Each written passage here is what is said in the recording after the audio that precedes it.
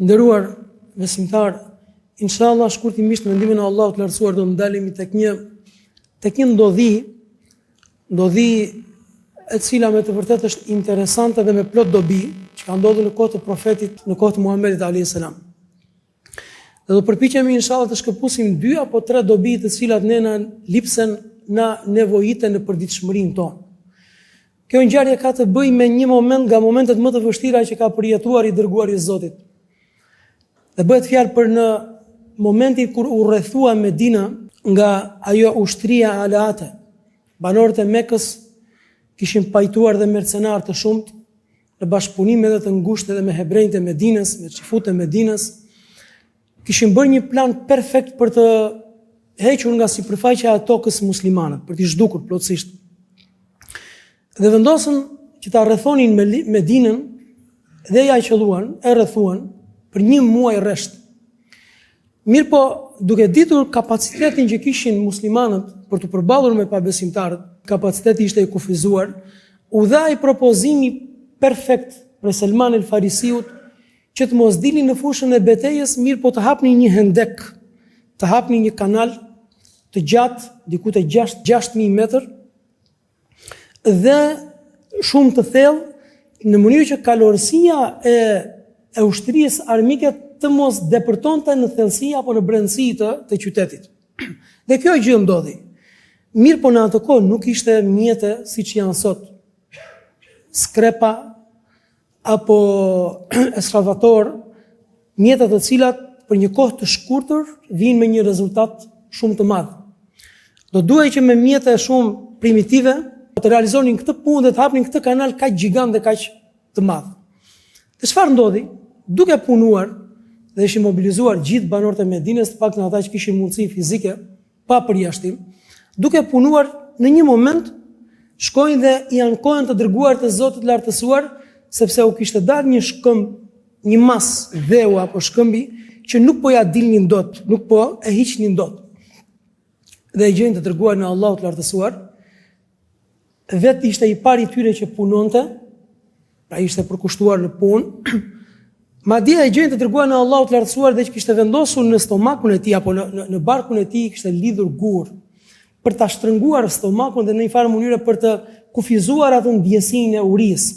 Në këtë moment pejgamberi alayhis salam shkon, e merr atë mjetin, kazm apo çfarë ishte, dhe thot Bismillah Allahu Akbar, e qëllon dhe u thyje një pjesë dhe i përgëzon besimtarët. Pasha Zotin, kjo fe do të depërtoj në pjesën e Shamit. Dhe Shami përfshinte Sirinë dhe Jordaninë dhe Palestinën dhe një pjesë të Irakut. Pastaj e qëllon për të dytën herë dhe thot Bismillah Allahu Akbar, dhe thot Pasha Zotin, kjo fe do të shkojë në pjesën e Persisë. Pastaj përsëri i qëllon për të tretën herë Bismillah Allahu Akbar dhe thot Pasha Zotin lartësuar e kam përpara syve se si ky Islam do të depërtojë dhe do të shkojë në pjesën e Yemenit. Imagjinoni pak gjendjen shpirtërore të sahabëve të lodhur, të raskapitur, të friksuar sepse do të sulmoheshin nga një ushtri gjigande. Ndërkohë i dërguari i Allahut lartësuar i përgëzonte për diçka shumë të madhe, e rëndësishme. Në këtë moment, kur pa gjendjen e muslimanëve dhe në krye të tyre gjendjen e pejgamberit alayhis salam, njëri prej sahabëve që ishte Xhabir ibn Abdillah, u ndje jashtëzakonisht keq.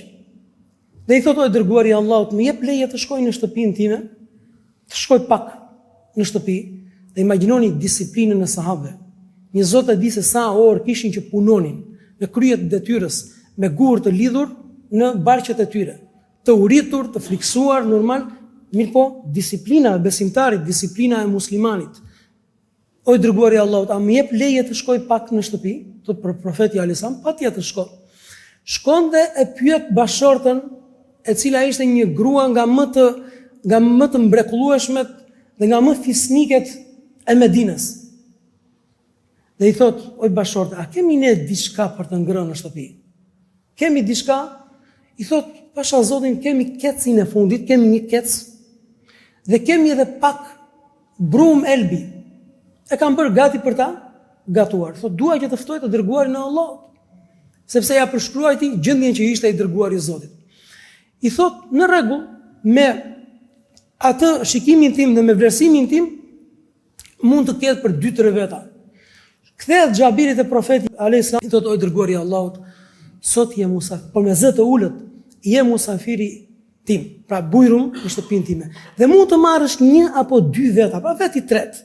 Mund të marrësh 1 apo 2 prej shokëve të tuaj, dërguari i Zotit." Ndërkohë ishin me dhjetra, me qindra ata të cilët punonin në hendek, në kanal, me ditë të tëra, të uritur, sepse për kohë kjo betejë në Medinë me një fukarallëk në kufijtë e skamjes tek muslimanët. Në këtë moment, pejgamberi alayhis salam i thot: "Çfarë ke në shtëpinë tënde?" Thotë: "O dërguari i Allahut, një kec të vogël dhe pak bukë, elbi." Thot pejgamberi alayhis salam: "Lëreni ashtu siç është." I thuaj bashortes ta lër mishin ashtu siç është në tenxhere, ta lër dhe brumin ashtu siç është të pa gatuar, dhe unë do të vi. Dhe pastaj ju thot shokëve të tij: "Qumu bismillah, griuni që të gjithë, sepse sot jemi musafirët e Xhabirit." Në këtë moment Xhabiri u tmerrua, ose u ndje jashtëzakonisht keq, sepse kishte bërë llogarit që musafirët ishte dërguar i Allahut 1 apo 2 veta, ndërkohë profeti i Zotit i ftoi që të gjithë besimtarët të cilët ishin prezente atë ditë në atë moment dhe punonin. Shkon në gjendje shumë të vështirë dhe i thot bashortes, i thot të përgëzoj për faktin se profeti alayhis salam e pranoi ftesën, mirë po nga ana tjetër ftoi që të gjithë çfarëishin në punë. Me dhjetra, me qindra, Allahu e di se sa ishin në atë moment. Kuptohet se si ka reaguar fillimisht bashortja, i thot: "Në çfarë belaja na ke futur, çfarë turpi na ke futur? Unë të thash dhe të porosita, madje edhe ta përshkrova se çfarë ushqimi kemi në shtëpi, do t'i kishe marrë masa, do t'i kishe bërë llogarin." Pas një diskutimi që normalisht mund të ketë ndodhur dhe ndodhi, atëherë kap situatën kjo grua madhështore dhe i thot: "Ore, ja përshkrove profetit alayhis salam se çfarë kemi në shtëpi?" I thot: "Po." Në rregull. Dhe çfarë të tha i dërguari i Zotit? Më tha: "Lëreni ushqimin, mos e ngacmoni derisa të vi unë." Thot: "Atëherë gjithçka është në rregull." Pse? Allahu dhe i dërguari i tij e di më së miri se çfarë do ndodhi. Përderisa i dërguari Allahu të lartësuar është i qartësuar dhe përderisa di se çfarë kemi ne në shtëpi, atëherë Allahu dhe i dërguari i tij e di më së miri se çfarë do të ndodhi. Dhe kjo gjë ndodhi. Pejgamberi alayhis salam thot: "Më lini pak kohë derisa mblodhen muslimanët huazuan nga shtëpitë e tjera, Së bëj fjalë me qindra veta, Zoti e di se sa ishin. Pastaj shkuan aty. Dhe pejgamberi alayhis salam thot: "Hyni, futuni në shtëpi me disiplinë. Dhe do të jemi musafirët e Xhabirit sot 10 dhe 10. Pra 10 persona, pastaj 10 të tjerë dhe kështu me radhë. Dhe prisni njerëzit në radhë." Dhe dërguari i Allahut lartësuar, kur u gjend pranë ushqimit, e luti Allahu lartësuar për bereqet. Sasia ishte kufizuar. Ai ishte një kec. Nuk është se ishin 10 keca. Ishte një kec. Ishte dhe një sasi e caktuar brumi. Mirë po i dërguar i Allahut lartësuar e luti Allahun e madhruar për bereqet.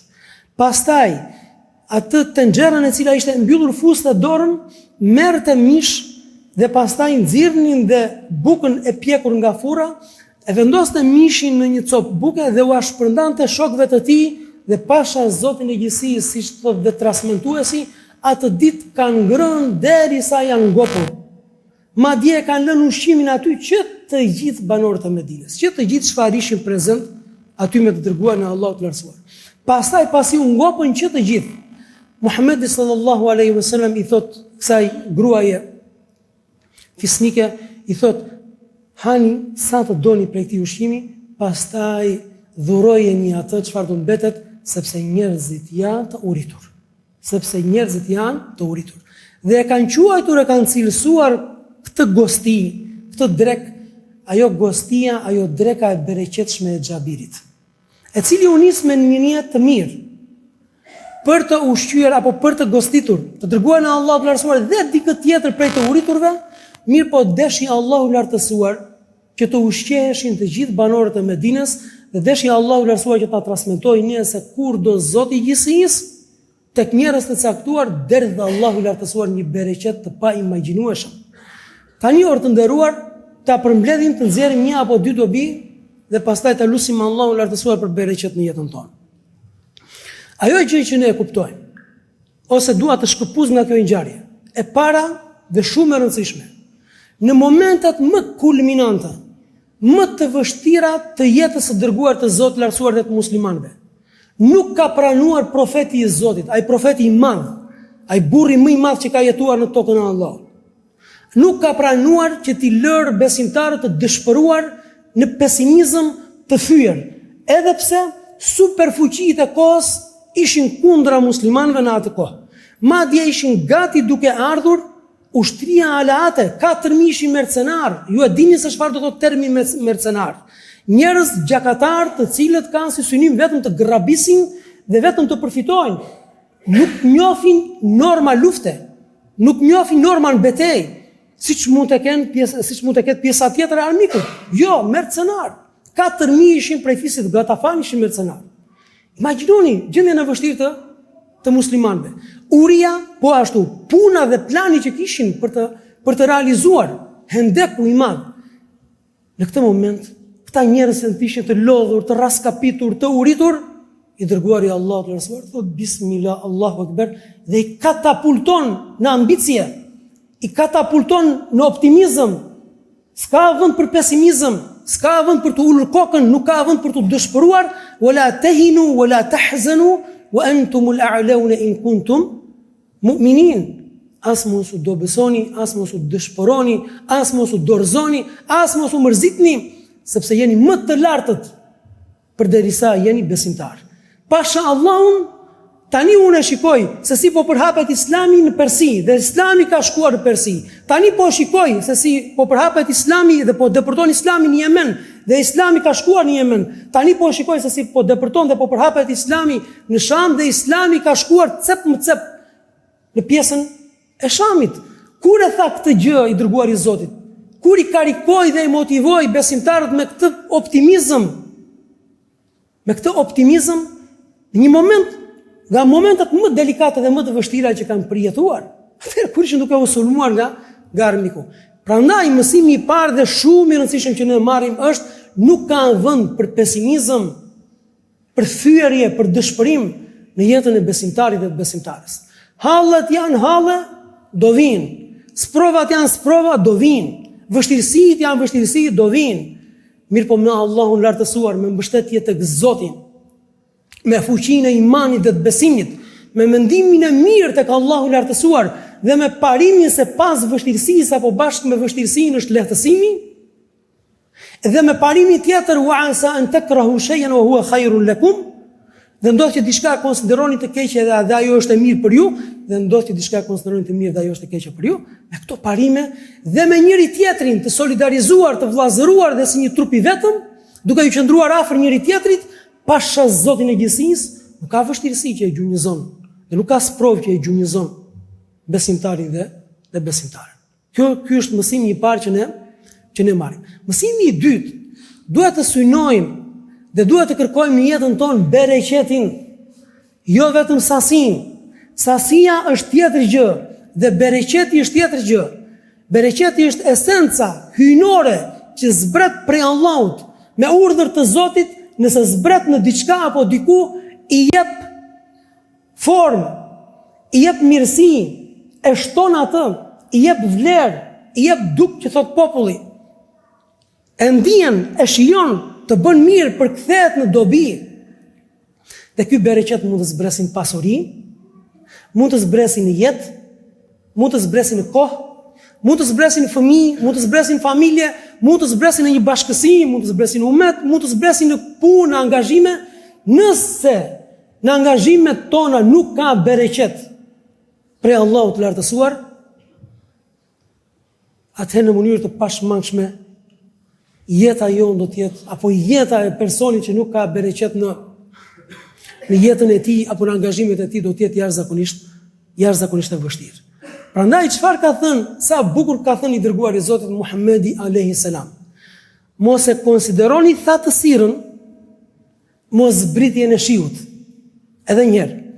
Mos e konsideroni thatësirën mos zbritjen e shiut, Por thatësira, koncepti i drejtë i thatësirës është të zbresi shiu dhe mos t'i japi efektet dhe dobinë.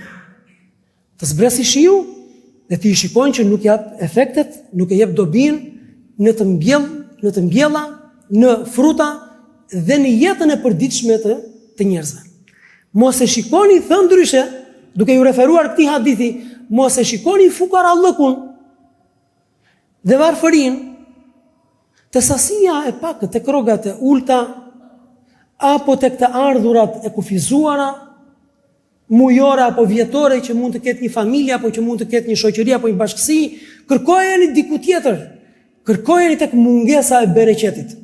Sepse ka patur familja aty tek prindrit, tek gjyshrit tanë, të cilët mblidheshin 10, 12, 15 veta ndoshta rreth dhe përqark një sofre, aty përziheshin duart e gjithë secili dhe me të shpejt kush të kapte diçka prej ushqimit apo prej bukës, dhe në fund ndoshta ngriheshin prej këtij trapezi të ngopur, po edhe nëse nuk çoheshin të ngopur, çoheshin të lumtur. Kurse trapezet tona janë plot me ushqim, janë plot me sasi, me pjata të cilat na duhet dhe lavastovile, nëse e thash sakt, për të larë enët, mirë po dhe çohemi të uritur, të varfër shpirtërisht, të nervozuar, të irrituar, plot me sherr. Pse kjo gjë? Sepse ndoshta mos e kërkoni dhe mos e konceptoni thatësirën të mungesa e shiut, por shikojeni tek mungesa e kujt, e bereqetit, mos e kërkoni dhe mos e konceptoni fukarallëkun dhe varfërinë tek sasia e pakët apo e kufizuar, por shikojeni tek ajo mungesa e bereqetit. Prandaj ne duhet bëjmë shumë analiza dhe shumë reflektime në mënyrën se si i qasemi mirësive të Allahut të lartësuar. Mirësive të Allahut të lartësuar. Sidomos sot që qarkullojnë në shoqërinë tonë dhe në shtëpitë tona shifra të frikshme, shifra të paimagjinueshme, siç ka paralajmëruar i dërguari i Zotit lartësuar përpara 15 shekujsh afërsisht. Do të vijë një moment, do t'i dorëzohen, do t'i jepet apo do të fitojë dikush një sasi të madhe leku dhe do mbetet në fund i pa kënaqur. Si dole si vjet nga sezoni? Dola mirë. 15.000, 20.000, 50.000, 100.000, këto shifra 10.000 dhe kështu. Rrog, për 2 muaj rrogat e vitit për shumë, rrog viti. Ndërkohë që ku duhet parë problemi, sepse nëse humbet më koncepti i shifrave dhe duken këto mirat dhe këto milionat si një gjë s'bën përshtypje, atëherë ne do të shohim që kemi rrënuar dhe kemi varfëruar dhe kemi shkatruar zemrat tona. S'ka gjë që na ngop.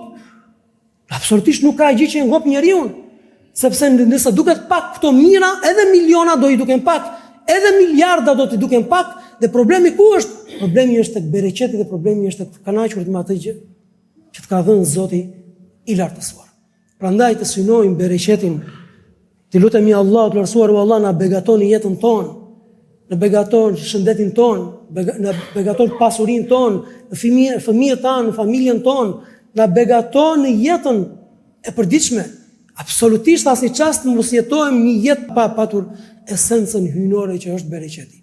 Dhe e treta dhe e fundit, dhe që është jashtëzakonisht e rëndësishme, bujaria e besimtarëve, e sahabëve, e brezit që edukoi i dërguari i Zotit lartësuar.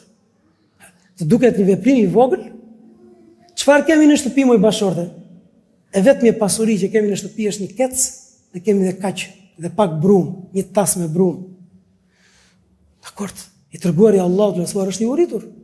Komshia është i uritur. Dikush tjetër është i uritur. Risku është prej Allahut. Atëherë unë ndaj dhe Allahu më furnizon. Edhe pse elhamdulillah Zotit që nuk na sprovon Allahu me standarde të tilla se një Zot e di do ta kalonin do të klasën apo jo.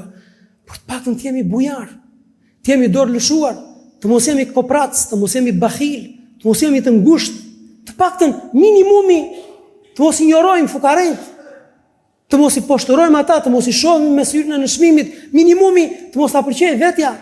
Të mos dukemi sikur jemi të zgjedhur prej Allahut lartësuar, jo, nuk je i zgjedhur prej Allahut. Po, je i zgjedhur prej Allahut. Do të japësh llogari për shifrën, edhe nëse nuk ka patur bereqet. Do japësh llogari për mirat, milionat, për gjithçka. nuk lëviz këmba e robit në ditën e gjykimit derisa të japi llogari Allahu të lartësuar nga e ka përfituar pasurinë, nga atë erdhi ky bereqet. Dhe ku e ke shpenzuar?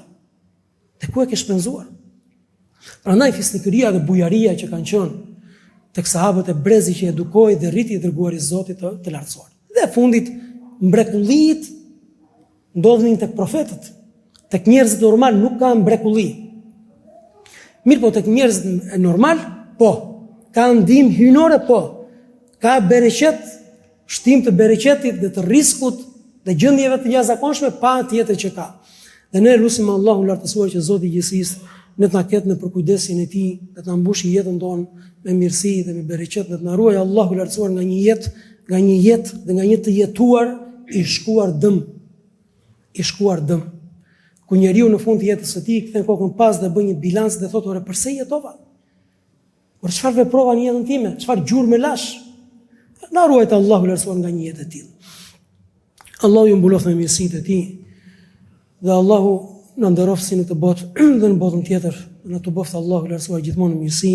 Aqul ma tasma'un wastaghfirullaha al-azim li wa lakum.